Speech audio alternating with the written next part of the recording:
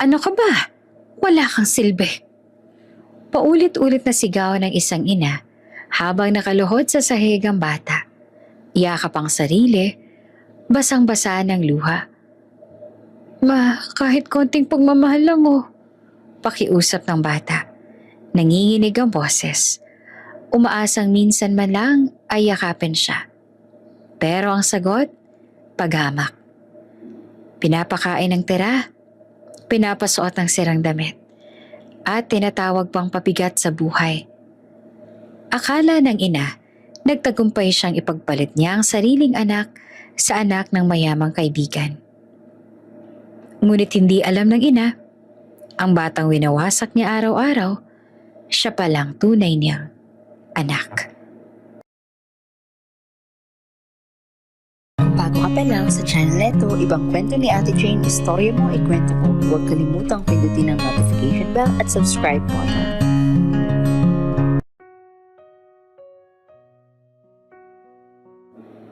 Magkasabay lumaki sina Carmela at Liva sa isang maliit at masikip na barangay sa gilid ng lungsod. Mga bahay na dikit-dikit, bubong na yero at mga pangarap na tila laging masyadong malaki para sa lugar na kinalakhan nila. Bata pa lang sila, mag-aakbay na silang humaharap sa buhay. Sabay pumapasok sa eskwela, sabay nangangarap. Sabay umiiyak kapag kulang ang baon o may problema sa bahay. Si Carmela ang mas tahimik sa kanilang dalawa. Masinop, masipag at laging may ngiting marunong magtiis. Si Liva naman ang palaban. Maingay at puno ng tapang. Pero sa likod noon, may galit siyang unti-unting namumuo sa dibdib. Galit sa kahirapan. Galit sa mundo. Galit sa mga taong tila mas may tsansa kesa sa kanya. Noong college, doon naghiwalay ang landas ng kanilang mga tadhana. Si Carmela ay nakilala si Marco.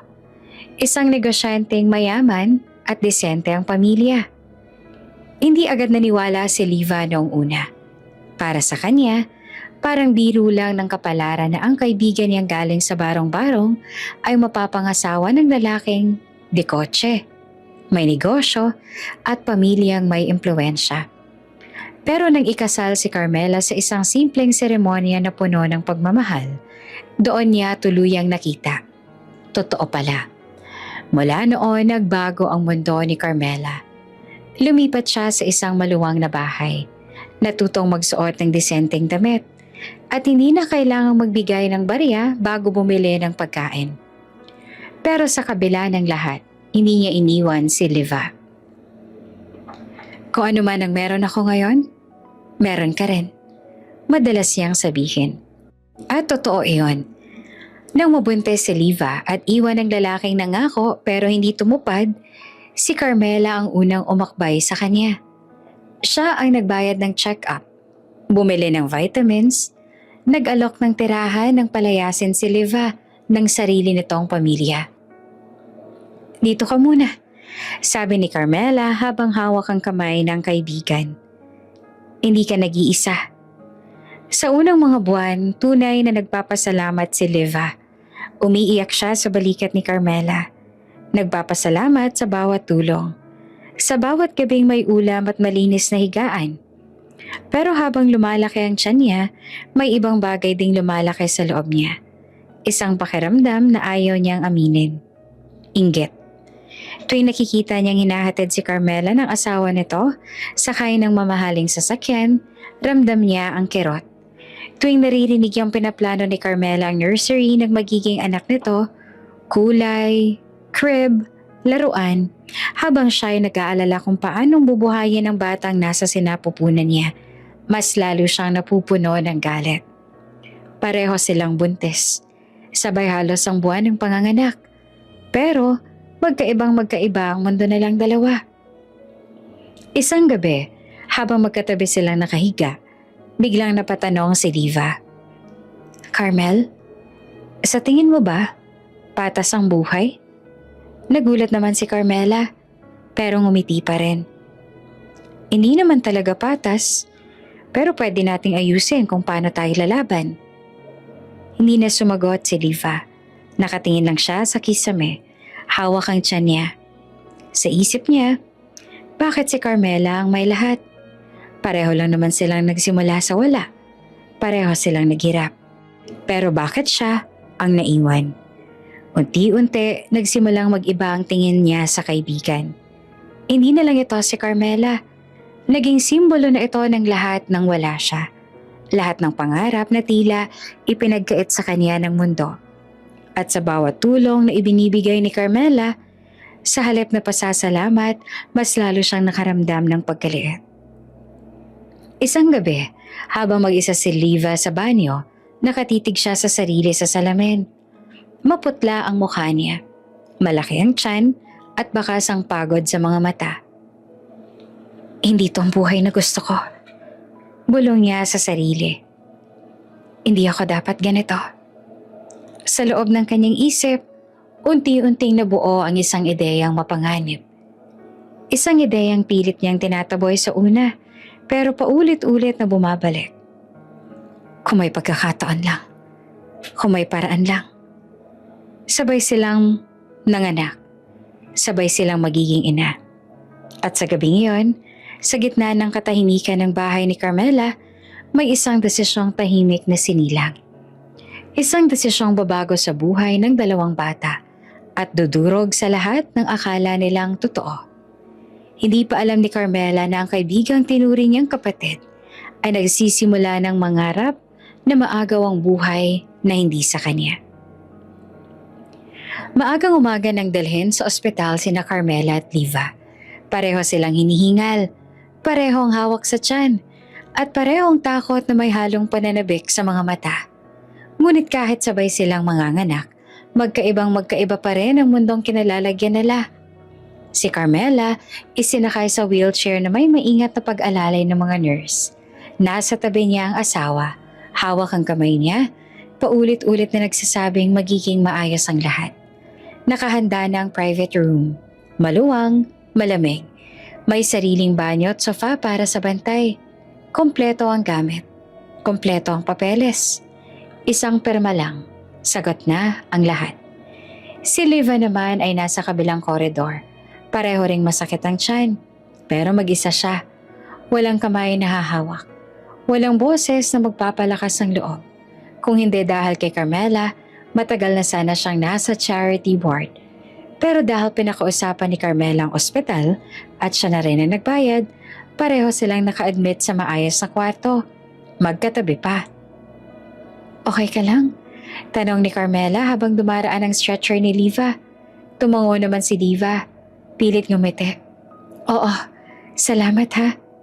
Pero sa loob-loob niya hindi pa sasalamat ang nangingibabaw, kundi inggit. Inggit na mas malinaw ngayon kesa dati. Sa suot ni Carmela, sa asawang nagmamadaling kausapin ng doktor, sa paraan ng pag-aalaga sa kanya ng buong staff. Lahat ng iyon ay parang paalala na hindi kailanman magiging patas ang buhay. Halos sabay silang pumasok sa delivery room. Unang iniluwal ni Carmela ang sanggol. Isang malakas na iyak ang umalingaw-ngaw sa loob ng silid. Malinis, malusog, at agad na inilapit sa kanya ng nurse. Congratulations, Mrs. Carmela. Baby girl po, sabi ng doktor. Napaiyak si Carmela. Hinaplos niya ang pisngi ng sanggol. Parang ayaw pang maniwala. Erica, bulong niya. Anak ko. Ilang oras ang lumipas bago naman nanganak si Liva. Mas mahaba ang naging labor niya. Mas mabigat ang pagod. Nang sa wakas ay umiyak ang sanggol, walang asawang hahagulgol sa saya. Walang pamilya na magpapalakpakan. Isang nurse lang ang ngumiti at nagsabing, Baby girl din po. Tahimik naman si Liva. Tinitigan niya ang sanggol. Maliit, kulubot, pero buhay. Irene ang napagkasundoan niyang ipangalan. Sa isang iglap, parang nawala ang lahat ng sakit at pagod. Pero sandali lang. Paglipat ng mga sanggol sa nursery, doon na tuluyang bumigat ang dibdib niya. Magkatabi ang crib ni na Irene at Erica. Parehong baby girl, parehong bagong paligo, Parehong may name tag. Ngunit sa paningin ni Liva, hindi sila magkapantay. Si Erica may kompletong gamit. May yaya na agad naghihintay. May mga stuffed toy na nakahanda. May kinabukasang malinaw ang direksyon. Si Irene naman may ina na walang trabaho, walang asawa at walang kasiguruhan. Habang nakatingin si Liva sa salamin ng nursery, bumalik sa kanya ang lahat ng gabing umiiyak siya sa dilim. Lahat ng tanong na walang sagot. Lahat ng pagkakataong pakiramdam niya ay talunan siya ng mundo. Bakit siya? Bulong niya sa sarili. Pareho lang naman kami naghirap. Sa isip niya ay parang malinaw ang sagot. Dahil may mga taong mas siniswerte. At kung ganon, bakit hindi niya agawin ang swerte na nasa harap na niya? Gabi na nang unti-unting humupa ang ingay sa ospital. Tahimik ang koridor. Abala ang mga nurse sa iba't ibang pasyente. Sa loob ng nursery, tanging mahinang ilaw lang ang bukas. Dahan-dahang pumasok si Liva. Kabado ang dibdib niya. Nanginginig ang mga kamay. Pero sa bawat takbang papalapit sa crib, mas tumitibay ang desisyon niya. Tiningnan niya muna ang name tag. Erica, Carmela. Pagkatapos ang isa, Irene, Liva. Isang saglit siyang napahinto. Parang may boses sa loob niya na nagsasabing, mali ito, na hindi niya dapat gawin. Na may kapalit ang kasalanan. Pero mas malakas ang galit, mas malakas ang inggit, mas malakas ang paniniwalang ito na lang ang pagkakataon niya. Mabilis niyang inangat ang sanggol sa crib ni Carmela, si Erica, at inilagay sa higaan ni Irene. Pagkatapos kinuha niya naman si Irene at inilagay sa crib ni Erica. Isang minutong katahimikan, walang umiyak, walang nakakita. Huminga siya ng malalim, tsaka lumabas ng nursery na parang walang nangyari. Sa loob naman ng kwarto nakahiga si Carmela, hawak ang rosary. Nagpapasalamat sa ligtas na panganganak. Hindi niya alam na ilang metro lang ang layo, may kaibigang naglaro sa kapalaran ng kanilang mga anak. Habang si Liva naman ay nakahiga rin, nakatitig sa kisame, may kakaibang ngiti sa labi. Sa isip niya, tapos na ang laban, nanalo na siya. Ang hindi niya alam na may isang matang nakakita at may isang lihim na hindi mananatiling tahimik magpakailanman. Tahimik ang ospital ng gabing yon. Ilang oras ang nakalipas mula nang mailipat sa nursery ang mga sanggol at karamihan sa mga nurse ay naka-assign sa ibang pasyente. Sa dulo ng koridor, mabagal ang lakad ni Yaya Belen. Tanga ng maliit na bag na may lamang damit ng sanggol. Si Yaya Belen ang matagal ng yaya ni Carmela. Mahigit 20 taon na siyang nasa serbisyo ng pamilya. Tahimik siyang babae, masipag at bihirang magsalita ng hindi kailangan. Pero sa lahat ng pinagdaanan niya, sanay siyang magmasid. At ngayong gabi, may nakita siyang hindi niya kailanman inakalang masasaksihan. Habang papalapit siya sa nursery, napansin niyang bukas ang pinto. Nakatigil siya sandali, nagtataka. Karaniwan ay mahigpit ang seguridad doon lalo na sa gabi. Dahan-dahan siyang sumilip. Doon niya nakita si Liva, nakahawak sa sanggol, nakayuko, at halatang nagmamadali. Sa una hindi agad naintindihan ni Yaya Belen ang nangyayari. Pero nang makita niyang magpalit ng higaan ng 2 sanggol, nanlamig ang buong katawan niya. Diyos ko, bulong niya. Hindi sumigaw si Yaya Belen. Hindi siya gumalaw. Nakatayo lang siya sa anino. Pinipilit intindihin ang nasasaksihan. Kitang-kita niya ang name tag. Kilala niya ang pangalan ng anak ni Carmela. Siya ang nagplansya ng mga damit nito. Siya ang nag-ayos ng crib sa bahay. At ngayon, malinaw sa harap niya. Pinagpalit ang mga bata. Pagkalabas ni Liva sa nursery, ilang segundo munang hindi makagalaw si Yaya Belen. Nanginginig ang mga tuhod niya. Ramdam niya ang bigat ng responsibilidad na biglang bumagsak sa kanya. Hindi to pwede. Mahina niyang sabi sa sarili. Pumasok siya sa nursery, tahimik, malamig, at tanging mahinang iyak lang ng sanggol ang maririnig. Lumapit siya sa mga crib. Tinitigan ng mga bata. Parehong inosente. Parehong walang kamalay-malay sa kaguluhang ginawa ng mga matatanda sa paligid nila. Maingat niyang binuhat ang sanggol na nasa crib ni Irene, si Erica. Kahit bagong panganak pa lang, may kakaibang pakiramdam si Yaya Belen na para bang kilala niya ang batang ito. Dahan-dahan niya itong ibinalik sa tamang higaan. Pagkatapos, kinuha niya si Irene at inilagay sa crib na para sa kanya. Isang malalim na buntong hiningang pinakawala ni Yaya Belen. Parang binuhusan ng malamig na tubig ang dibdib niya. Takot, kaba, at awa ang nagsabay-sabay. Salamat po, Lord. Bulong niya. Hindi pa huli ang lahat. Ngunit alam niyang hindi pa tapos ang laban. Kailangang malaman ni Carmela ang nangyari. Kailangan may makaalam ng katotohanan. Kinabukasan, maagang nagising si Yaya Belen. Hindi niya halos nakatulog. Paulit-ulit sa isip niya ang eksena sa nursery. Ang malamig na tingin ni Liva, ang mabilis na kilos, ang tahimik na ospital. Habang nagtitimpla siya ng kape sa pantry ng ospital, ramdam niya ang bigat sa dibdib. Parang may nakadagan sa puso niya. Lumabas siya ng kwarto. Si Carmela para kausapin sana ito. Nakita niyang gising na ang amo niya. Hawak ang cellphone. May kiting hindi na matagal sa labi habang tinitingnan ang litrato ng sanggol. Yaya, ang ganda ng anak ko, no? Masayang sabi ni Carmela. Ngumiti naman si Yaya Belen, pero pilit. May gustong-gusto siyang sabihin, pero parang may humaharang sa lalamunan niya. Binuksan niya ang bibig niya, pero walang lumabas na salita. Yaya, okay ka lang ba? Tanong naman ni Carmela. Napansin ang pamumutla nito. Ay, oo ma'am, sagot niya. Medyo napagod lang po. Lumabas si Yaya Belen sa kwarto. Balak bumalik mamaya.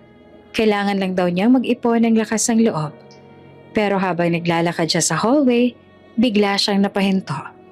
Sumikip ang dibdib niya. Parang may humigpit sa puso niya. Parang may dumadagundong sa tenga niya. Humawak siya sa dingding. Pilit humihinga. Pawis na pawis ang noo niya kahit malamig ang paligid. Diyos ko. Mahina niyang ungol. May isang nurse naman na nakapansin sa kanya. Ma'am? Ma'am, okay lang po ba kayo? Hindi naman nakasagot si Yaya Belen.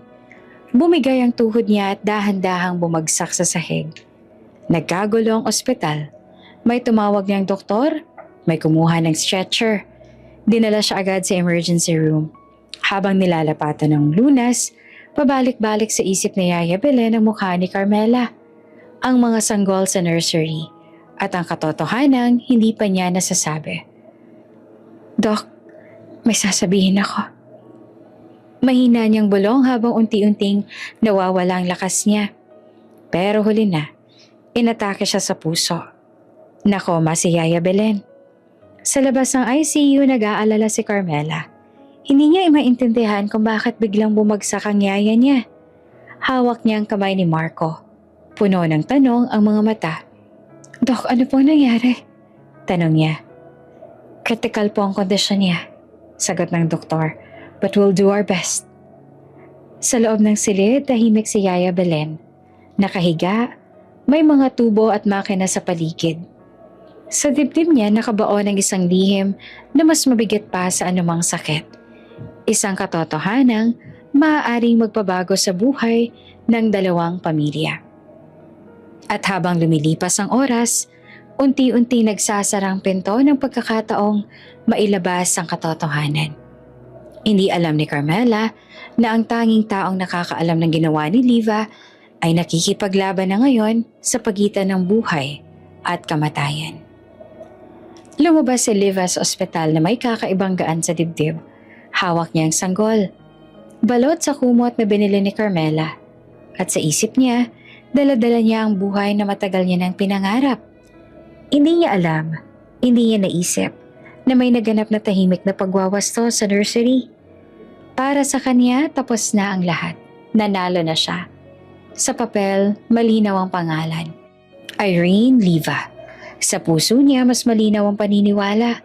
Ang batang ito ang anak ni Carmela. Ang batang nakalaan sana sa marangyang buhay na ngayon ay sa kanya na mapupunta. Habang bumabiyahe pa uwi, nakatingin si Liva sa mukha ng sanggol. Tahimik itong natutulog. Walang kaalam-alam sa bigat ng kasinungalingang nakapatong sa buhay niya. Hindi ka na maghihirap. Bulong ni Liva. Ako na ang nanay mo. Pero ang tinig na iyon ay walang lambing. May determinasyon. May galit na pilit tinatakpan ng pangakong hindi buo. Sa kabilang dulo naman ng lungsod, masayang inuwi ni Carmela kasamang asawa at sanggol na si Erica, ang tunay niyang anak, na ibinalik ni Yaya Belen bago ito inatake sa puso. Hindi naman alam ni Carmela na muntik na siyang mawala ng anak. Hindi rin niya alam na ang kaibigan niyang tinulungan ay may dalang maling akala na dudurog sa hinaharap. Lumipas ang mga linggo. Sa maliit na inuupahang bahay ni Liva, tahimik ang mga araw. Walang bisita, walang tulong maliban sa paminsan-minsang padala ni Carmela. Gatas, diaper, damit. Tinanggap naman iyon ni Liva nang walang pasasalamat. Parang karapatan niya. Ang dami mong padala. Minsang sabi niya sa telepono. Para sa bata yan. Sagot naman ni Carmela. Alam mo namang mahal ko siya. Napangiti naman si Liva. Isang ngiting may lihim. Kung alam mo lang, naisip niya. Habang lumalaki ang sanggol, unti-unting lumabas ang pagkakaiba ng trato ni Liva. May mga araw na tinititigan niya ang bata ng matagal, na para bang may hinahanap siyang hindi niya makita. Kapag umiiyak, mabilis siyang maiirita. Tahimik ka nga, irap niya. Ang arte mo. Hindi niya alam kung bakit. Para sa kanya, dapat ay masaya siya. Dapat, kanya na ang swerte. Pero sa tuwing hawak niya ang bata, may kung anong bumabangga sa dibdib niya. Parang hindi tama ang lahat. Pinangalanan niyang Irene ang sanggol. Iyon ang pangalang pinili niya noon pa man. Sa bawat tawag niya, pinapaalala niya sa sarili na ito ang anak ni Carmela, ang simbolo ng lahat ng kinaiinggitan niya. Lumaki ka ng maayos. Minsan niyang sambit habang pinapadede ang bata. Huwag kang umasa sa iba. Hindi niya alam na ang mga salitang yon ay tumatama sa sarili niyang dugo. Samantala, tuwing bibisita naman si Carmela, palaging may kakaibang pakiramdam si Liva.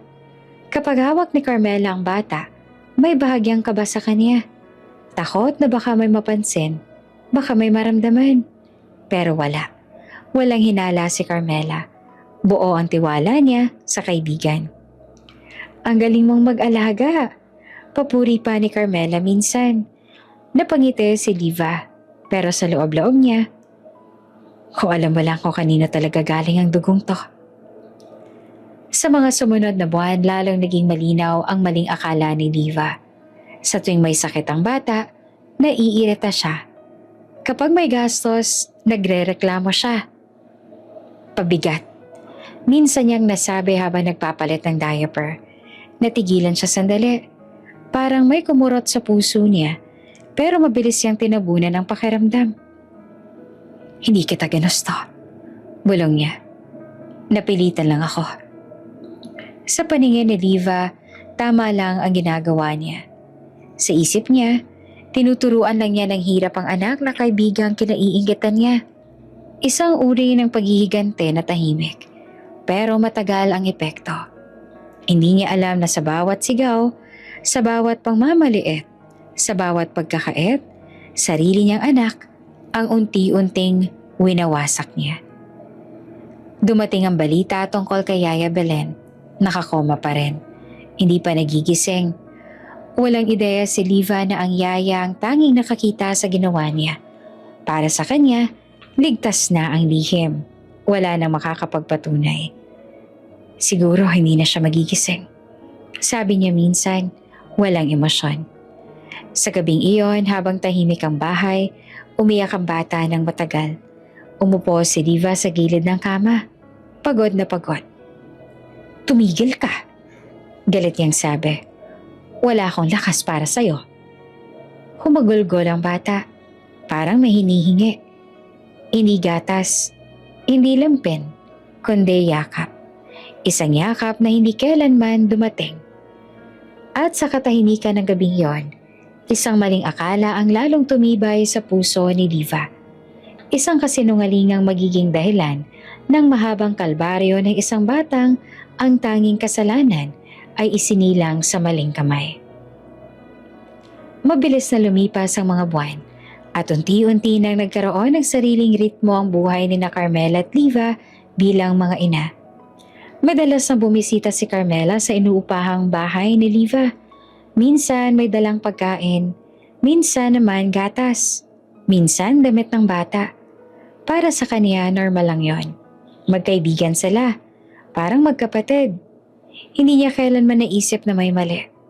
Isang hapon, dumating si Carmela kasama ang asawa niyang si Marco. May dalang mga grocery at bagong bote ng gatas. Mainit ang panahon at halatang pagod ang mag-asawa galing trabaho. "Kamusta kayo?" Masiglang bati ni Carmela pagpasok. "Okay lang," sagot naman ni Liva, pilit nang umiti. "Medyo makulit lang ang bata." Sa loob ng sala biglang umiyak ang sanggol na hawak ni Carmela, si Erica. Malakas ang iyak. Tuloy-tuloy, parang may hinahanap. Pinilit siyang padedehin ni Carmela, pero ayaw kumalma. "Bakit ayaw tumigil?" Nag-aalala niyang tanong. Nasa kusina naman si Liva noon, naguhugas ng baso. Nang marinig ang iyak, bigla siyang kinabahan. Parang may kung anong bumigat sa dibdib niya. Kilala niya ang iyak na yon. Iyak na matagal niya nang naririnig sa gabi. Lumapit siya, tiningnan ng bata sa bisig ni Carmela. Sa isang iglap may pumasok na ideya sa isip niya. Isang ideyang hindi niya napag-isipan ng buo. "Ako na lang," sabi ni Liva bigla. "Baka gutom pa." Nagulat naman si Carmela. "Ha? Pero, sanay ako." Dugtong ni Liva, sabay kuha sa bata. Baka iba lang talaga ang gusto niya. Wala namang masamang hinala si Carmela. Ibinigay niya ang sanggol kay Liva, tsaka umupo sa sofa. Si Marco naman ay nagbukas ng laptop sa gilid. Abala sa email. Dinala ni Liva ang bata sa kwarto. Nanginginig ang mga kamay niya habang isinara ang pinto. Sa loob-loob niya, "Wag sana. Wag sana magkamali." Dahan-dahan niyang iniangat ang damit niya at nilapit ang sanggol sa dibdib. Sa sandaling iyon, tumigil ang iyak. Kumapit ang bata. Parang may nakilala. Nanlaki naman ang mga mata ni Liva. Hindi. Hindi pwede. Bulong niya sa sarili. Pero totoo ang nangyayari. Dumedede ang sanggol. Tahimik, kampante. Parang nasa tamang lugar. Sa labas ng kwarto, napansin ni Carmela ang katahimikan. "Uy, tumigil na," sabi niya kay Marco. "Ang galing ni Liva." Tumayo si Marco at lumapit sa pinto. "Tingnan ko lang ha," sabi niya. Nanlamig si Liva nang marinig ang yapak sa labas. Mabilis niyang ibinaba ang sanggol at ibinalik sa bote. Kunwaring pinapadede. Kumatok naman si Marco. "Okay ka lang ba dyan?" "Oo," sagot naman ni Liva. Pilit kalmado ang boses. "Nakainom na." Binuksan niya ang pinto. Agad niyang iniabot ang sanggol kay Carmela na hindi man lang nagduda. Tahimik na ulit ang bata. Ngumiti si Carmela. "Salamat ha, mukhang gutom nga." Hindi naman makatingin si Liva. Pawis na pawis ang noon niya kahit may electric fan sa kwarto. Bumabalik sa isip niya ang ilang segundong yon. Kung paanong tumigil ang iyak.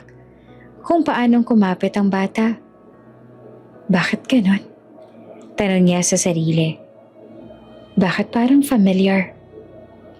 Umalis ang mag-asawa makalipas ang ilang sandali. Pagkasara ng pinto, napaupo si Liva sa sahig. Nanginginig ang buong katawan niya. Muntik na, bulong niya. Muntik na. Sa gabing iyon, hindi siya nakatulog. Paulit-ulit niyang inaalala ang nangyari. Alam niyang hindi normal yon. Alam niyang may mali. Pero sa halip na hanapin ang katotohanan, mas pinili niyang itaboy ang pagdududa. Kinabukasan, bumisita ulit si Carmela. Mag-isa naman. May dala siyang pagkain at mga bagong lampin. Sa loob ng bahay, magkatabi ang dalawang sanggol sa kama. Si Irene, ang tunay na anak ni Liva, ay tahimik lang. Habang si Erica naman ay mahimbing na natutulog. Napansin ni Carmela ang pamumutla ni Liva. "Okay ka lang ba?" tanong niya. "Okay lang," sagot ni Liva. "Pagod lang." Hindi niya na binanggit ang nangyari. Ayaw niya nang balikan. Ayaw niyang isipin. Sa kanya, sapat na ang isang bagay. Hindi siya nahuli. Ngunit sa kaibuturan ng puso niya, may isang takot na unti-unting umuusbong. Takot na baka balang araw, ang katotohanang pilit niyang tinatabunan ay kusang lalabas. At sa gitna ng katahimikan ng bahay, may isang sanggol na muling umiyak.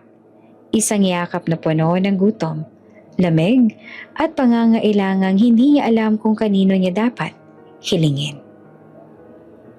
Halos sabay nagkasakit ang dalawang sanggol. Isang umaga, tinawagan ni Liva si Carmela. Halatang balisa ang boses. "May lagnat si Erica," sabi niya agad. "Mainit ang noo niya, tapos ayaw dumede." Napabalikwas si Carmela sa kama. "Ha? Nasa'yo siya kahapon na. Dinala mo ba sa doktor?" "Oo, pero parang hindi pa rin okay," sagot ni Liva. "Kinakabahan ako." Ilang oras lang ang lumipas, si Irene naman ang dalagnat. Pero kakaiba ang naging reaksyon ni Liva. Sa halip na mag-alala, iritable siya. "Arte mo," sabi niya sa bata habang pinupunasan ng noo. "Pareho lang naman kayo." Nang dumating si Carmela sa bahay ni Liva, agad siyang napansin ang kakaiba. Nasa bisig ni Liva si Erica, balot sa kumot. Maya't maya'y hinahaplos ang ulo. Si Irene naman nakahiga lang sa kama. Pawis na pawis, umiiyak ng mahina. "Bakit hindi mo buhatin si Irene?" tanong ni Carmela. "Okay lang yan," sagot ni Liva. "Mas matibay naman yan." Napakunot noon naman si Carmela. "Pero baby pa rin yan, Liva." Hindi na sumagot si Liva. Mas mahigpit pa niyang niyakap si Erica. Doon unang sumagi sa isip ni Carmela ang isang tanong na hindi niya masagot. Bakit parang mas mahalaga pa kay Liva ang anak ko kesa sa sarili niyang anak? Hindi niya ito sinabi. Pinili niyang manahimik. Lumipas ang mga linggo, dumating ang Halloween. Nagkaroon ng maliit na salo-salo sa subdivision ni na Carmela. May pa-costume contest para sa mga bata.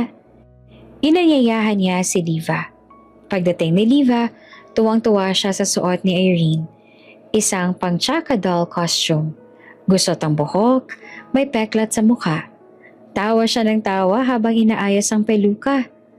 "Ang cute, diba?" sabi niya. Bagay na bagay.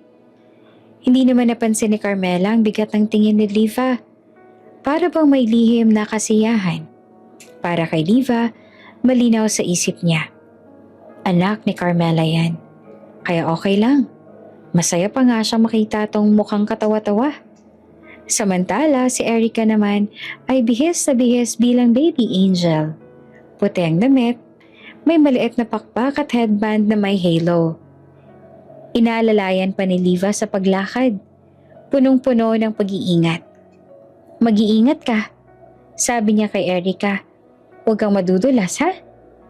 Napatingin naman si Carmela kay Liva. Hindi niya na maitago ang pagtataka. "Liva, okay ka lang ba? Parang sobra ka yatang nag-aalala." Ngumiti naman si Liva. "Normal lang yan, baby pa eh." Ngunit hindi normal ang sumunod. Ilang araw matapos ang Halloween, lumala ang kondisyon ni Irene. Nagkaroon siya ng pantal sa balat.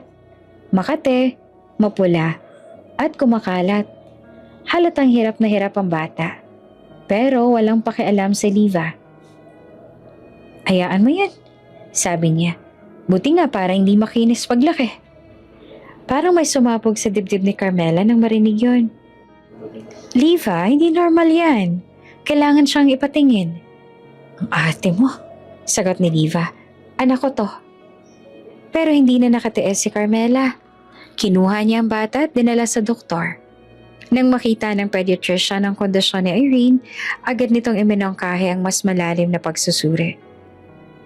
Kailangan po ng blood test, sabi ng doktor, para malaman kung may allergy ba or infection. Nang malaman nito ni Liva, nagalit siya ng todo. Bakit mo ba pinapakaalaman ng anak ko? Sigaw niya kay Carmela. Hindi mo na karapatan yan.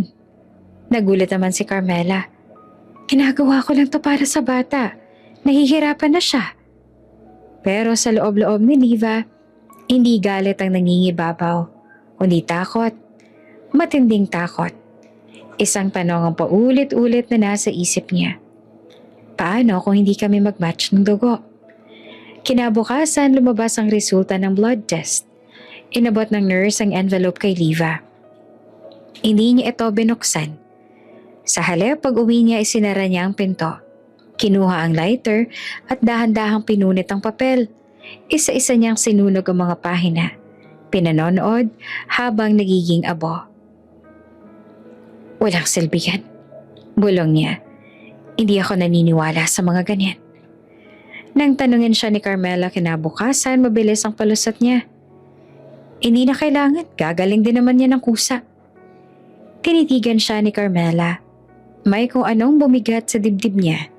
Isang kutob na ayaw niyang paniwalaan. Samantala, si Irene naman ay patuloy na nagtitiis. Sa bawat hapdi ng balat, sa bawat gabing hindi siya makatulog, may isang inang piniling pumikit sa katotohanan. At isang inang hindi niya alam ay siya palang tunay na dapat yumakap sa kanya. Takot si Liva na baka mabasa sa result at malaman na hindi sila match ni Irene. Kaya hindi niya binasa ang laman ng envelope na match pala sila. Di sana, nalaman niya na noon na anak niya pala si Irene. Habang lumilipas ang mga taon, unti-unti nagbabago ang anyo ng mundo ni Irene. Hindi dahil gumaganda ang buhay, kundi dahil mas malinaw na sa kanya kung gaano itong kasakit. Lumaki siya sa bahay na laging may sigaw. Hindi sigaw ng tawanan, hindi sigaw ng saya, kundi sigaw ng galit. Araw-araw, pagising pa lang niya, ramdam niya na ang bigat sa dibdib. Hindi pa man siya bumabangon sa banig. Alam niya na kung anong klase ang araw na sasalubong sa kanya base sa tono ng boses ng kanyang ina. Irene, bumangon ka na! Ang tamad-tamad mo. Bilis!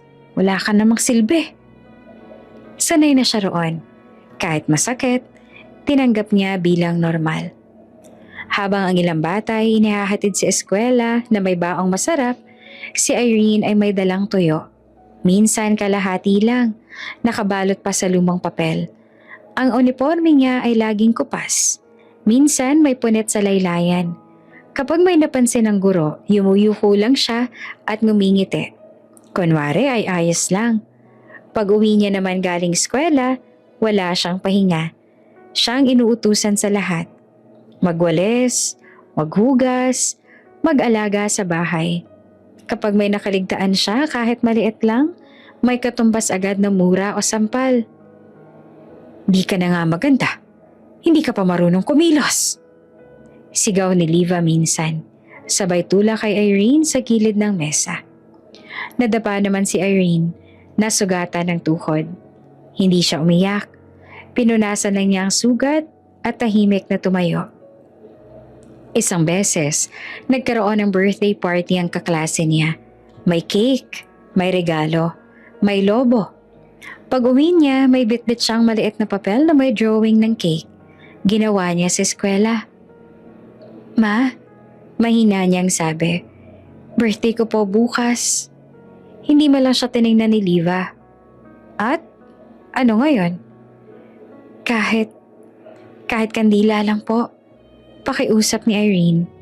Humarap si Liva sa kanya. Malamig ang mga mata. Hindi kita pinanganak para magdiwang. Kung gusto mo ng cake, magtrabaho ka paglaki mo. Kinabukasan, pumasok si Irene sa eskwela. na parang walang nangyari. Walang cake, walang handa, walang bumati sa bahay. Sa classroom lang siya ngumingiti, pilit tinatago ang lungkot. Sa gabi kapag patay na ang ilaw, doon lang siya umiiyak. Tahimik, nakayakap sa sarili. Minsan ay kinakausap niya ang sarili niya sa bulong. Baka bukas, mahalin niya na ako. Pero hindi dumating ang bukas na yon. Habang lumalaki si Irene, lalong tumitindi ang galit ni Liva. Para bang bawat pagkakamali ng bata, totoo man o hindi, ay may kasamang parusa. Kapag mabagal si Irene, tatadya ka ng timba. Kapag nagkamali sa sagot, sasabihing bobo. Kapag napagod, sasabihing maarte. Isang hapon, nakita ni Irene si Liva na masayang kausap si Erica sa labas. Tawa ng tawa, inaayos ang buhok, pinupuri ang ganda. Tahimik lang siyang nanonood sa gilid ng pinto. Ang ganda-ganda mo talaga, maririnig niyang sabi ng ina. Hindi niya napigilan ang tanong. Ma, ganyan din po ba ako ng baby? Biglang nag-iba ang mukha ni Liva. Huwag kang magkumpara, di kayo pareho. Bumalik si Irene sa kwarto. Dala ang tanong na hindi naman nasagot. Sa kabila ng lahat, hindi naging masama si Irene. Hindi siya naging mapanghimagsik. Hindi rin siya nagtanim ng galit. Sa halip naging tahimik siya. Masipag sa eskwela, masunurin sa bahay, at laging umaasang may araw na yayakapin siya ng ina niya nang walang dahilan. Tuwing gabi bago matulog, iisa lang ang panalangin niya. Huwag na po ako masigawan bukas. Kahit yakap lang po sana okay na. Pero sa bawat araw na lumilipas, lalong nagiging malinaw. Ang kalbaryong ito ay mahaba pa. At ang batang si Irene, na araw-araw winawasak ng sariling ina, ay hindi alam na ang dugong dumadaloy sa kanya ay siya ring dugong kinamumuhian ng babaeng umaasa siyang mahalin siya balang araw. Kung impyerno ang buhay ni Irene sa loob ng bahay, kabaligtaran naman ang mundo ng tinatawag ni Liva na kanyang paboritong anak. Si Erica ang sentro ng atensyon. Siya ang laging may bagong damit, bagong sapatos at bagong laruan. Kahit kapos ang pera, gumagawa ng paraan si Liva. Kapag may padala si Carmela, kadalasan ay kay Erica na pupunta ang pinakamagaganda. Kapag may dalawang tsokolate, kay Erica ang buo. Kay Irene ang kalahati. Minsan nga wala pa. Mag-ingat ka. Laging paalala ni Liva kay Erica. Dahan-dahan ka ha? Huwag ka masyadong maglaro, baka mapagod ka. Kay Irene naman, kabaliktaran. Bakit ba ang likot-likot mo? Di ka na nga maganda, sakit ka pa sa ulo. Sa labas ng bahay, kitang-kita ang pagkakaiba. Kapag may bisita, si Erica ang pinagmamalaki. Pinapaupo sa sofa, binibigyan ng juice. Tinatanong kung kamusta ang eskwela. Si Irene naman pinapapasok sa kusina. Pinaghuhugas ng pinggan o pinapabantay sa kapitbahay na bata. Isang beses may dumalaw sa kaibigan ni Liva. Ang bait naman ng anak mo, sabi nito, sabay haplos sa ulo ni Erica. Halatang alagang-alaga ah. Napangiti naman si Liva, puno ng yabang. Siyempre, hindi ako kagaya ng iba dyan ano. Napatingin ang bisita kay Irene. Natahimik naman na nagwawalis sa sulok. At siya, biglang tumigas ang mukha ni Liva. Ah, siya? Pasaway yan. Hindi ko masyadong tinututukan. Tahimik lang si Irene. Sanay na siyang maging invisible. Sa loob-loob ni Liva, may kakaibang saya tuwing nakikita niyang masaya si Erica. Para bang sa bawat papuri, sa bawat magandang damit, nababawasan ang galit na matagal niyang kinikimkim laban kay Carmela. Sa isip niya, patas lang ito. Anak niya ang naghihirap. Anak ko ang masaya.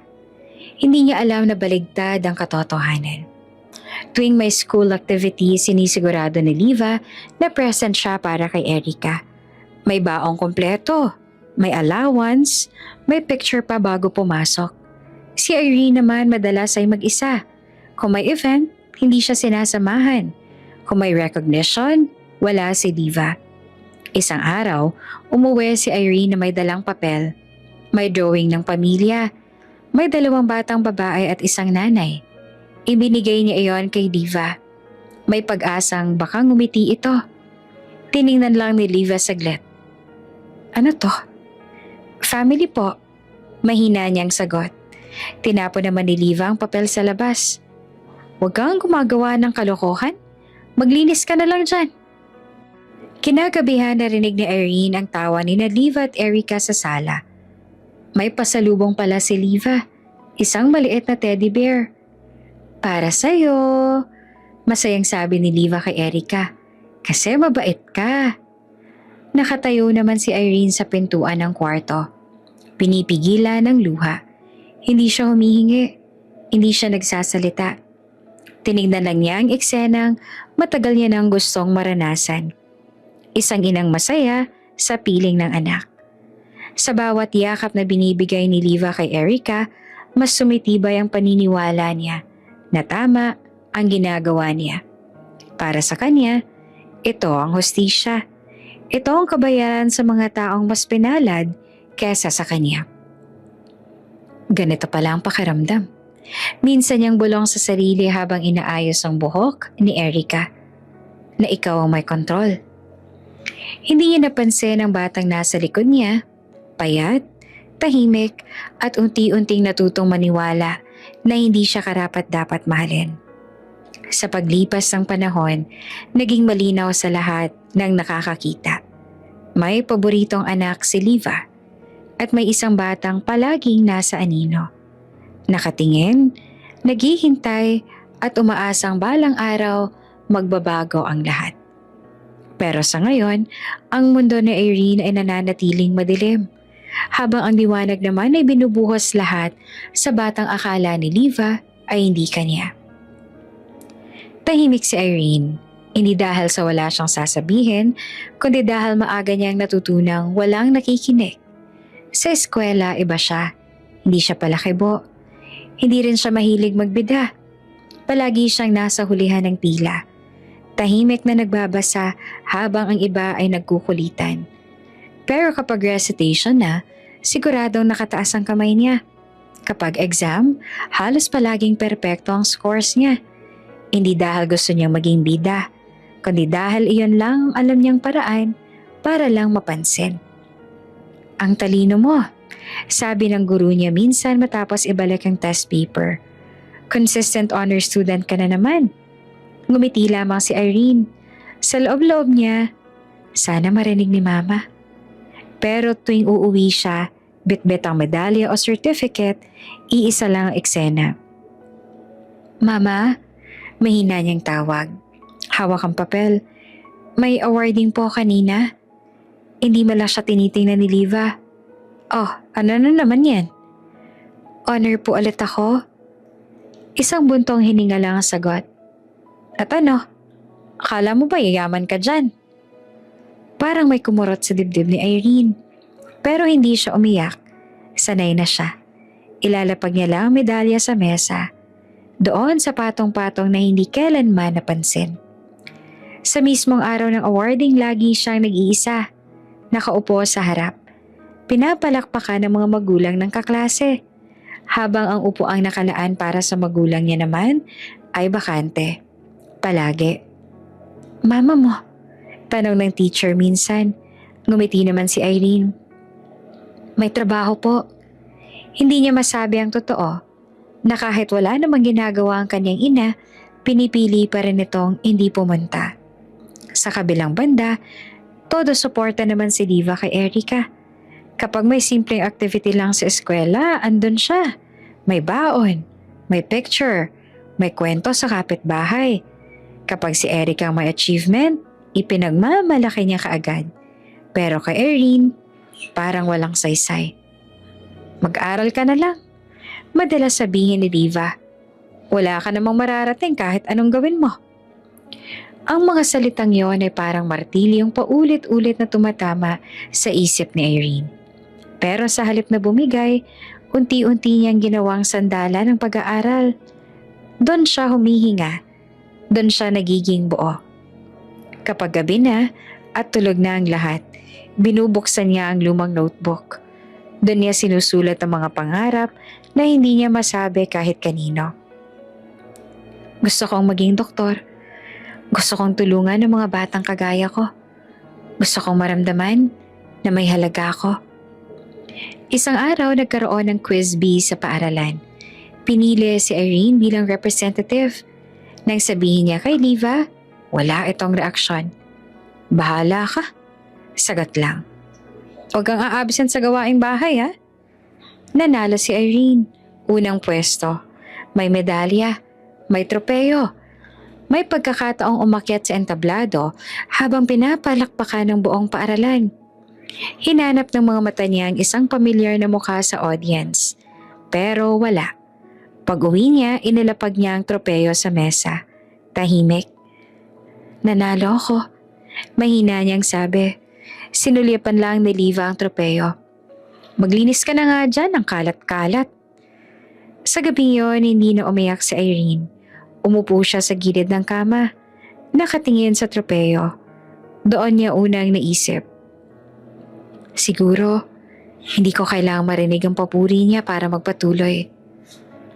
Mula noon naging mas determinado siya. Mas nag-aral. Mas nagsumikap. Hindi na para mapansin, kundi para makaalis balang araw. Hindi alam ni Liva na sa bawat salitang, wala kang mararating, mas tumitibay ang loob ng batang minamaliit niya. Hindi niya alam na ang tahimik na batang iyon ay unti-unti nagtatayo ng sariling mundo. Isang mundong hindi niya na kayang wasakin. At habang patuloy na lumalaki si Irene, dala ang mga sugat ng pagkabata, nagsisimula na ring umusbong ang isang tanong na magbabago sa lahat. Paano kung may taong pipili sa akin? Kahit minsan lang. Lumaki si Irene na hindi marunong humingi. Hindi ng regalo, hindi ng atensyon. Lalo na hindi ng pagmamahal.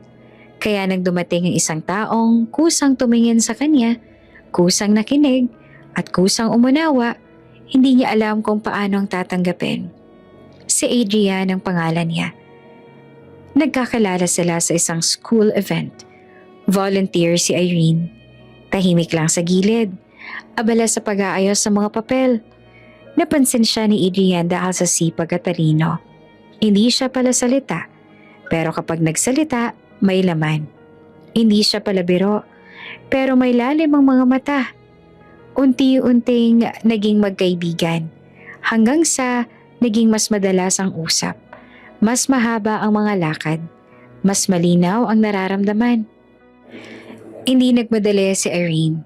Takot siyang masaktan. Takot siyang umasa. Pero sa bawat araw na pinipili siyang kausapin ni Adrian, sa bawat tanong nitong, kumain ka na ba? Unti-unting nabuo ang isang bagay na hindi niya inakalang mararanasan niya. Pag-ibig. Hindi marangya, hindi palaban. Tahimik lang, katulad niya. Nang malaman ni Liva ang tungkol dito, agad siyang nagbago ng anyo. Parang may sumabog na matagal ng kinikimkim na galit. Boyfriend! Sigaw niya. Ikaw?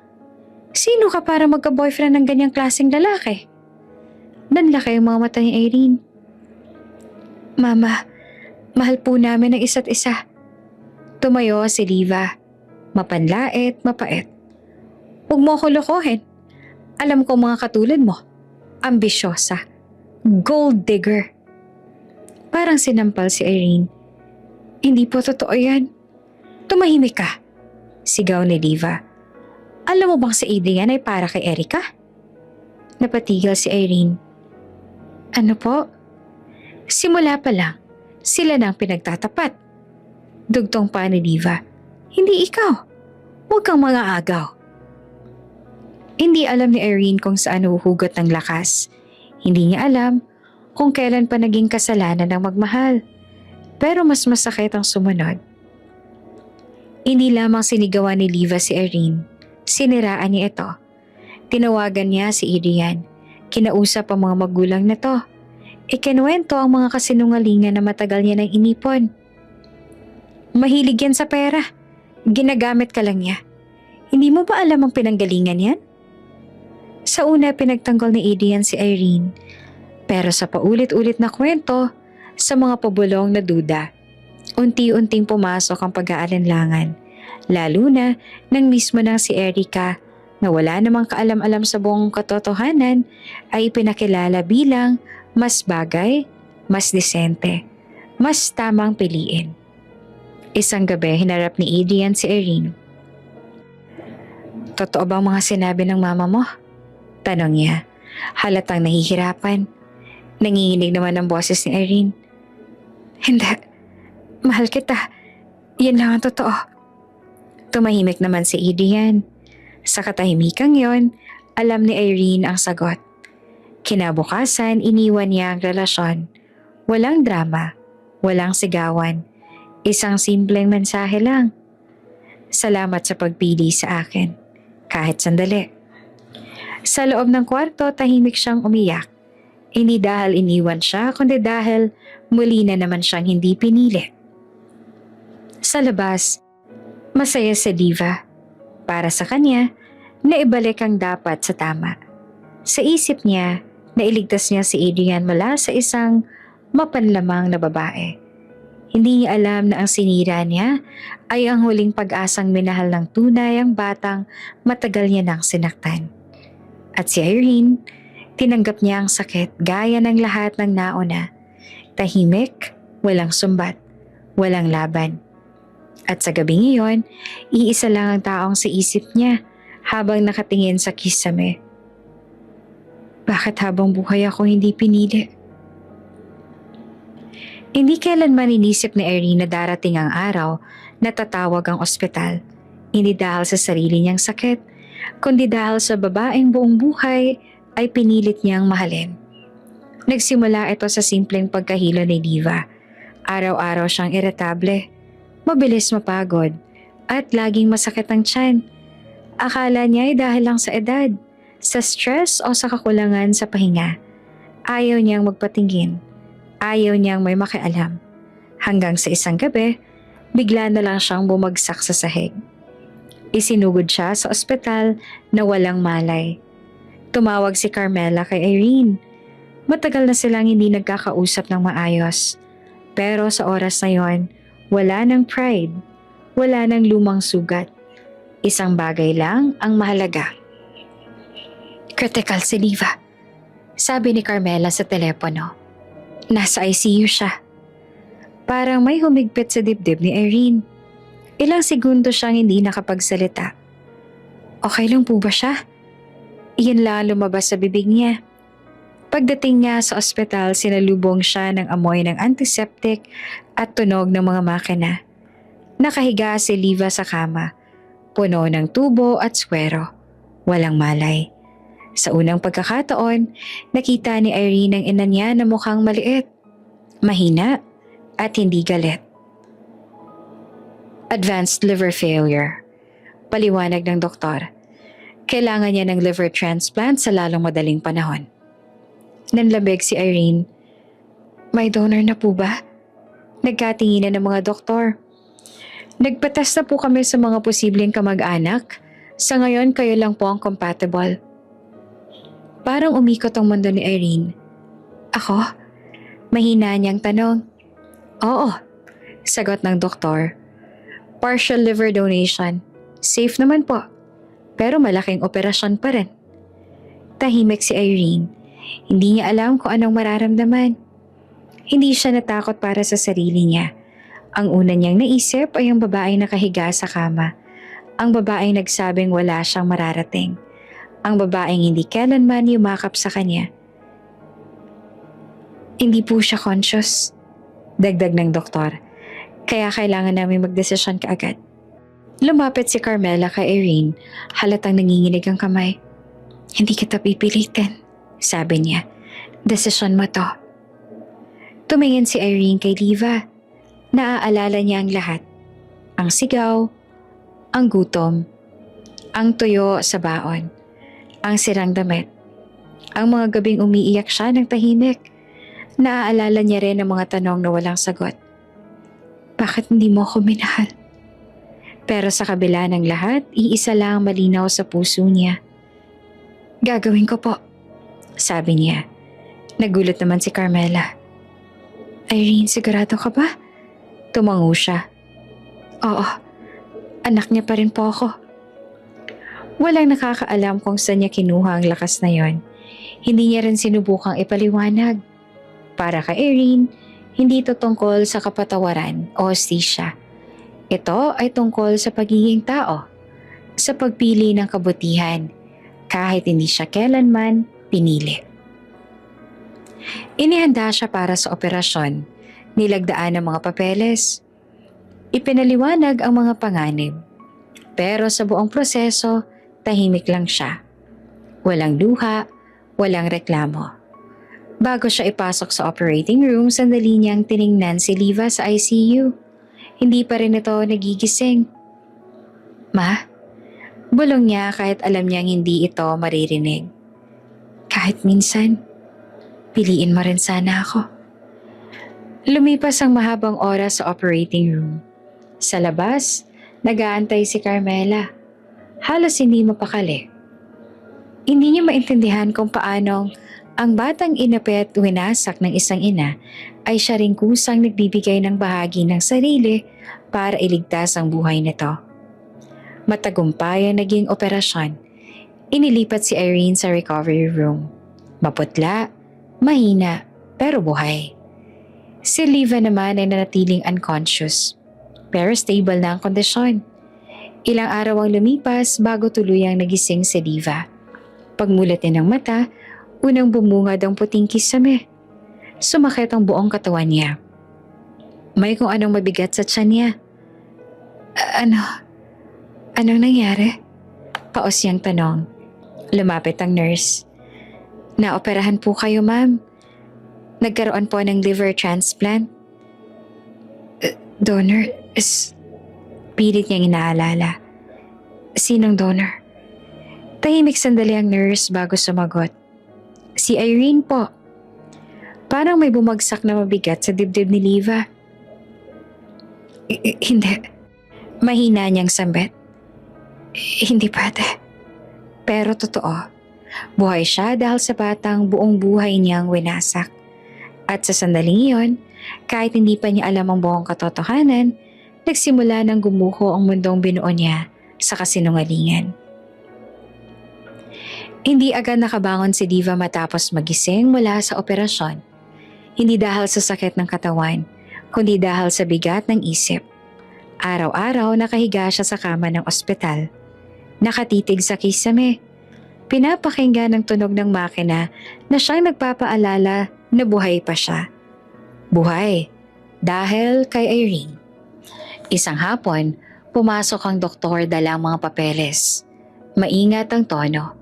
Parang alam nitong may sasabing hindi madaling tanggapin.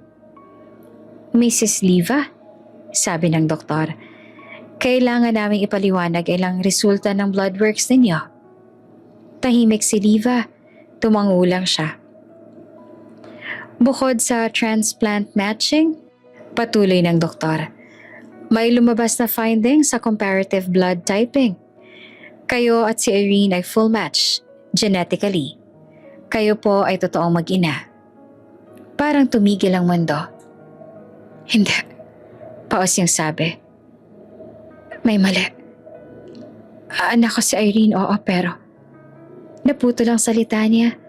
Sa utak niya, may mga eksenang biglang nagbanggaan. Ang nursery, ang crib, ang mga name tag. Ang gabing tahimik ang ospital. Mrs. Liva, sabi ng doktor, malinaw po ang resulta.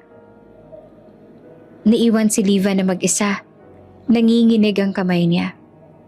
Sa unang pagkakataon, matapos ang maraming taon, bumalik sa kanya ang gabing iyon. Ang palihim na pagpalit. At kasunod noon, ang isang tanong na parang kutsilyong bumaon sa dibdib niya. Kung anak ko si Irene, nasaan ang anak ni Carmela? Dahan-dahang nabuo ang sagot. May nagbalik. May nakakita. May nagwasto ng kasalanan niya. At siya ang nagkamali sa lahat. Humagulgol si Liva. Hindi tahimik, hindi pigil. Parang lahat ng luha na ipinagkait niya kay Irene ay bumalik sa kanya ng sabay-sabay. Sa bawat tikbe, may pangalan. Tuyo sa baon, sirang damit. Mga sigaw, mga sampal, mga gabing walang yakap. Kinagabihan hiniling niyang dalhin sa kanya ang mga gamit ni Irene na naiwan sa bahay. Mga lumang notebook at isang maliit na diary na nakatago sa ilalim ng damit. Hindi niya alam kung bakit, pero may puwersang humihila sa kanya para buksan iyon. Sa unang pahina, simple lamang ang sulat. Dear Diary, gusto ko lang maging mabuti para mahalin ako ni Mama. Nanginig ang mga daliri ni Liva habang nagbabasa. May mga pahina tungkol sa eskwela. Kung paano nag-iisa si Irene sa awarding. Kung paano nakatingin siya sa bakanting upuan. May pahina tungkol sa birthday. Kung paano humiling siya ng kandila at tinanggihan. May pahina tungkol sa pagod. Kung paanong masakit ang likod niya sa kakautos. Pero mas masakit ang mga salitang wala kang silbi. Isang pahina ang nagpahinto sa kanya. Minahal ko si Mama. Kahit galit siya sa akin. Kahit minsan, gusto ko sana na yakapin niya ako. Kahit minsan lang. Hindi na kinaya ni Liva. Bumagsak ang diary sa sahig. Takip kamay sa bibig. Umiyak siya ng umiyak. Hindi bilang ina, kundi bilang taong huli na ang pagsisisi. Anak, bulong niya sa hangin. Anak ko. Sa sumunod na araw, kumimpirma ng ospital ang lahat ng resulta. Walang duda, walang lusot. Si Irene nga ang tunay niyang anak. At ang anak na buong buhay niyang iningatan na si Erica ay hindi kanya. Mas mabigat pa roon ang katotohanang matagal niya nang hinahanap. May isang taong nagligtas sa mga bata noong gabing yon. May nagbalik sa tama. At sa halip na magpasalamat, ginamit niya ang maling akala para magigante sa sarili niyang dugo. Hindi niya na kayang humarap kay Irene. Hindi niya na kayang humingi ng tawad ng harapan. Pakiramdam niya, kulang ang anumang salita. Isang gabi, habang tahimik ang ward nagdesisyon si Liva, sumulat siya ng liham. Mahaba, nanginginig ang sulat. Basang-basa ng luha ang papel. Inamin niya ang lahat. Ang pagpapalit, ang maling akala. Ang galit, ang kasalanan. Inamin niyang natuklasan niya ang katotohanan sa bloodworks. Inamin niyang siya ang pinakamasamang ina sa mundong ng anak niyang pinili pa ring iligtas siya. Patawad, Irene. Kung may Diyos na makikinig, sana yakapin ka niya sa lahat ng yakap na ipinagkait ko. Iniwan niya ang liham sa mesa. Pagkatapos ay tahimik siyang umalis. Walang paalam, walang ingay. Hindi pagtakas ang pakiramdam, kundi parusa. Isang paglayong alam niya ang kailangan niyang pagdaanan. Sa umagang yon, nang hanapin niya si Carmela, bakante na ang kama. At sa kabilang dulo ng lungsod may isang batang babae. Isang babaeng pinili ang kabutihan na magigising na hindi na alam ng ina niya, buong buhay niyang hinintay ay umalis, dala ang katotohanan at isang pusong wasak sa huli. Lumipas ang mga taon na parang hangin. Mabilis, tahimik pero may dalang pagbabago. Si Irene ay hindi na ang batang may baong tuyo at sirang damit. Hindi na rin siyang dalagitang laging nakayuko. Takot magsalita, takot mangarap. Sa sarili niyang sikap, sa talinong matagal nang hindi napansin, unti-unti niyang inakyat ang mundo minsang itinanggi sa kanya. Nakapagtapos siya ng pag-aaral sa tulong ng scholarships. Hindi madali, may mga gabing halos hindi na siya makatulog sa pagod. Trabaho sa umaga, klase sa gabi. Pero sanay siya sa hirap. Matagal niya ng kaibigan ang pagtitiis. Sa bawat tagumpay, Hindi siya sumigaw, hindi siya nagyabang. Tahimik lang siyang umusad, katulad ng kung paano siya lumaki. Hanggang sa isang araw, nakatayo siya sa harap ng sarili niyang opisina. Malinis, maliwanag, at may plakang nakapaskil sa pinto. Ang pangalan niya, malinaw at buo. Hindi niya inakalang mararating ngayon, lalo na't walang nanay na pumapalakpak sa likod niya. Walang boses na nagsasabing, "Proud ako sa'yo."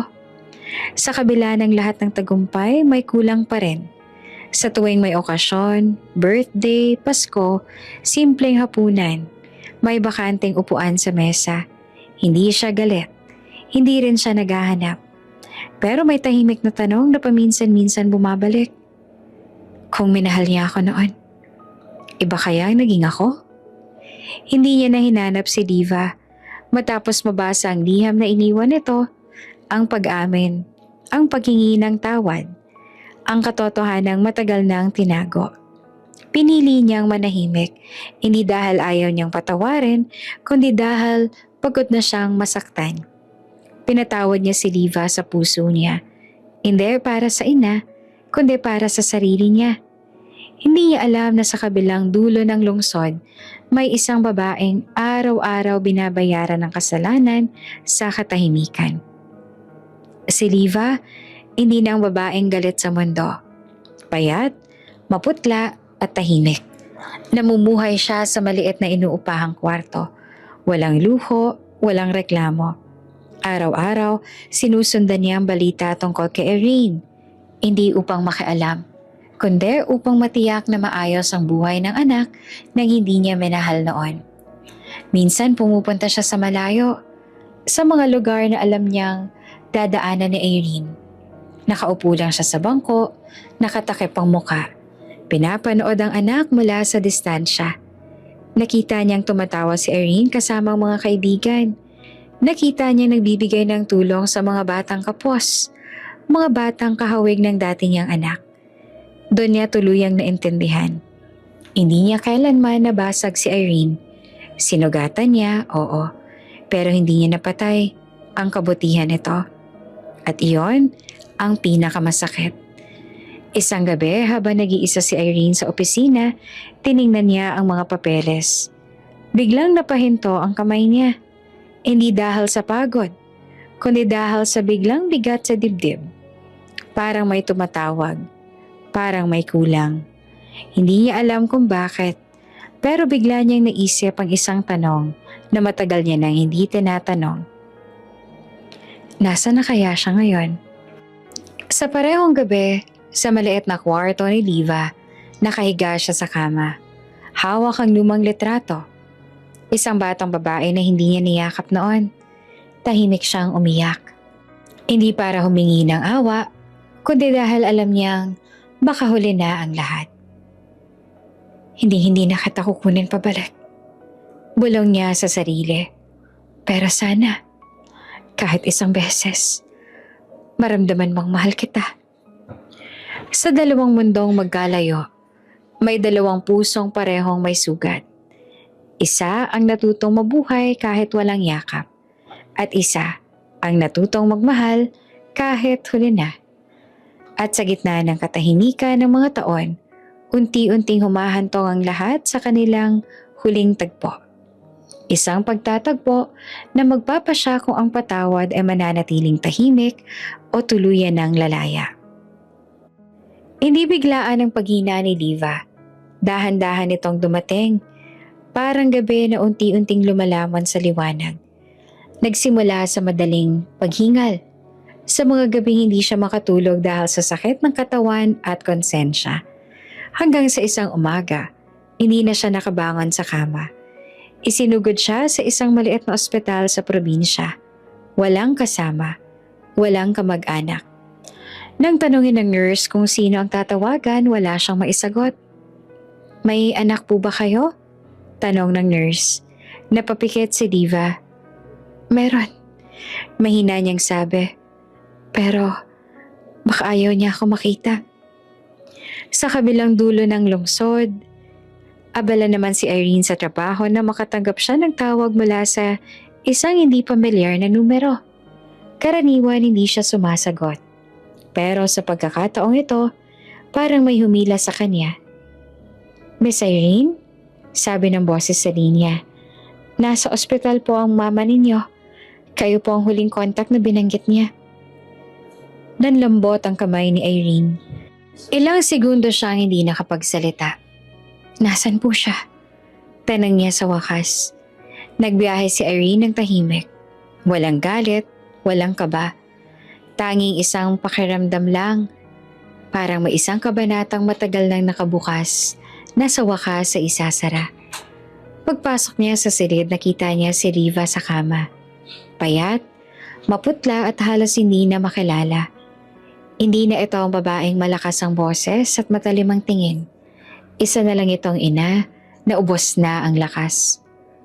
Pagbulat ng mga mata ni Liva, nakita niya si Irene sa tabi ng kama. Irene, paos niyang tawag. Tumayo si Irene, lumapit ang dahan-dahan. Walang luha sa mga mata. Walang sumbat sa muka. Ma, sagot niya. Parang gumuho ang lahat ng depensa ni Liva. Umiyak siya, hindi pigil, hindi maayos. Patawad, paulit-ulit niyang sabi. Anak, patawad. Umupo si Irene sa gilid ng kama. Tahimik lang siyang nakinig. Matagal niya nang alam ang sasabihin ng ina. Matagal na rin niyang napag-isipan ang isasagot niya. Matagal na kitang pinatawad. Mahinahon niyang sabi. Hindi dahil naging mabuti ka, kundi dahil ayokong dalhin ang galit habang buhay. Napatigil si Liva. Umangat ang tingin niya, puno ng pag-asa at takot. At matagal kong hinintay. Dugtong rin ni Irene. Nanginginig ang boses pero matatag. Ayang mahalin mo rin ako. Kahit ngayon lang. Tinakpan ni Liva ang bibig niya. Umiiyak. Pilit niyang iniangat ang mga braso. Mahina, nanginginig. At sa unang pagkakataon, niyakap niya ang anak niya. Maigpit? Totoo. Walang kondisyon. Isang yakap na huli na, pero hindi nawala ang saysay. Sa loob ng silid, tahimik ang mundo. Walang sigaw, walang luha ng galit. Tanging dalawang pusong sugatan na sa wakas ay nagtagpo sa gitna. Salamat, bulong ni Liva. Salamat sa buhay ko at sa puso mo. Ngumiti si Irene. Hindi masaya, hindi rin malungkot. Kundi, payapa. Magpahinga ka na, ma. Lumipas ang ilang araw, tahimik na pumanaw si Liva. May ngiti sa labi. Hawak ang kamay ng anak na minsan niyang tinaboy. Wala siyang iniwang kayamanan. Walang ari-arian. Tanging isang hiling lang sa liham na iniwan niya. Alagaan mo ang sarili mo. Huwag mo nang hanapin ang kulang sa akin. Buo ka na. Sa burol, iilan lang ang dumalo. Nandoon si Carmela. Tahimik, may luha sa mata. Lumapit siya kay Irene at mahigpit na niyakap ito. Proud ako sa'yo, sabi ni Carmela. Sa kung sino ka. Tumango naman si Irene. Salamat po. Sa paglabas ng simbahan, tumingala si Irene sa langit. Walang bigat sa dibdib. Walang tanong na naiwan. Sa wakas, tapos na ang paghihintay. Hindi lahat ng sugat ay nawawala. Pero may mga sugat na hindi na masakit kapag tinanggap. At sa kwentong ito ng maling akala, inggit at kalbaryo, isang bagay ang nanaig sa huli. Ang patawad. Bago ka pa lang sa channel neto, ibang kwento ni Ate Jane, istorya mo, ikwento ko. Huwag kalimutang pindutin ang notification bell at subscribe button.